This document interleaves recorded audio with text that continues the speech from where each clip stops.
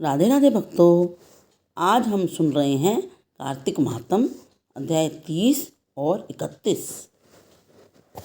ब्रह्मा जी ने कहा, हे नारद, कार्तिक शुक्ल एकादशी को भगवान विष्णु अपने 4 मास के शयन के पश्चात उठते हैं, इसलिए इसे हरि प्रबोधनी एकादशी भी कहते हैं। इस एकादशी का व्रत करने से वाजपेयी यज्ञों से भी अधिक फल की प्राप्ति होती है। साथ ही अनेक जन्मों के पाप भी नष्ट हो जाते हैं।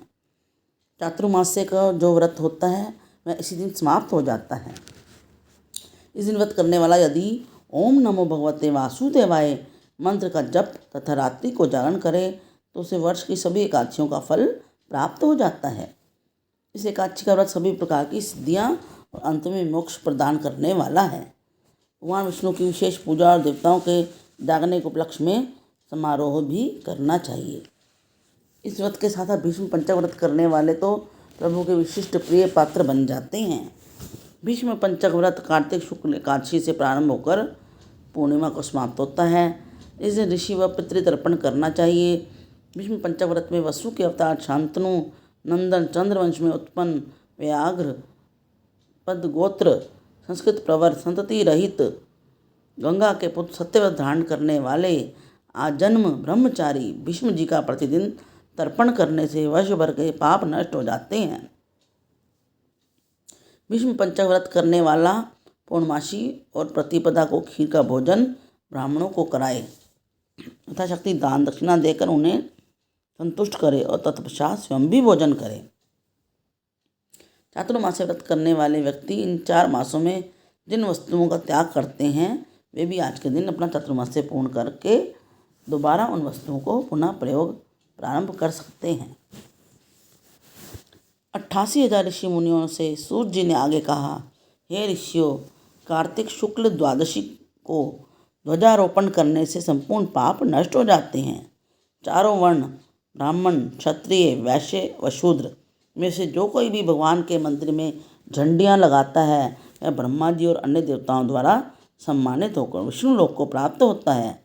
इस बारे में जो कुछ नारद जी ने राजा पृथु से कहा था वह कथा मैं आपको सुनाता हूँ, ध्यानपूर्वक सुनिए।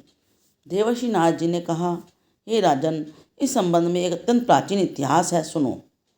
बहुत पहले सतयुग में सुमति नाम का एक चंद्रवंशीय राजा था जो भगवान का परम भक्त था।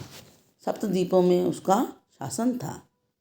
उसकी रानी सत्यवती भी ईश्वर भक्त और अत्यंत पतिव्रता थी। वह भगवान के सामने नृत्य करती थी तथा कार्तिक शुक्ल द्वादशी को भगवान के मंदिर में ध्वजा बांधा करती थी। एक दिन विभांडक ऋषि वहाँ पर पधारे। राजा रानी ने उनका अत्यंत आदर सत्कार किया। उन्हें ध्वजारोपण करते हुए देखकर ऋषि ने कहा, हे राजन, भगवान को प्रसन्न करने के और भी अनेक साधन हैं, तब आपकी इस ध्वजारोपण में इतनी श्रद्धा है क्यों? यह सुनकर राजा ने कहा, हे मुनि, इसका अत्यंत अद्भुत एक इतिहास है जिससे मैं आपको सुनाता हूँ।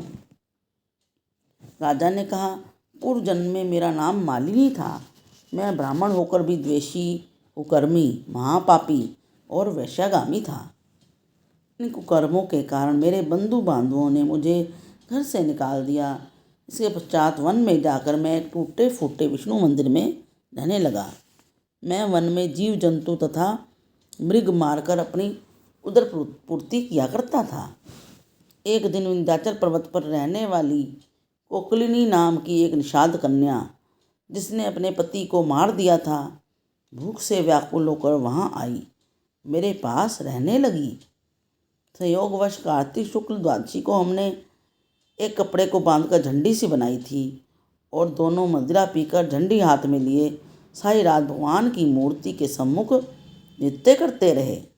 नृत्य करते रहने के कारण प्रातःकाल हम दोनों की मृत्यु हो गई। तब यमदूत हमें यम फांस में बांधकर मारते हुए यमराज जी के पास ले गए।